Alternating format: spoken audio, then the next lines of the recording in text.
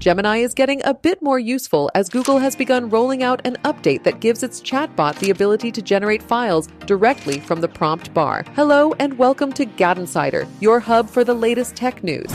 Now all you need to do is tell Gemini what you want, like create a budget, and then tap the export button to download the resulting output in your desired format. Right now, the file formats this feature supports includes PDF, TXT, RTF, and CSV. Of course, Google Docs and Slides are supported as well as Google Sheets. Gemini can also generate Microsoft Word documents and Excel spreadsheets, plus Markdown and LaTex files. If you don't know, LaTex is a typesetting system for formatting scientific documents and journals. Nearly the entire scientific community relies on LaTex, and Google's supporting it now rivals OpenAI recently released Prism, an entire app dedicated to formatting LaTex journals. Judging from the GIF Google shared alongside the announcement, Gemini now can use the system to generate diagrams, which should be useful for students studying STEM subjects. As Google explained the feature, instead of copying, pasting, and reformatting, this update will allow you to easily move your work into different applications. The company is rolling it out to all Gemini users, including those with individual workspace accounts worldwide.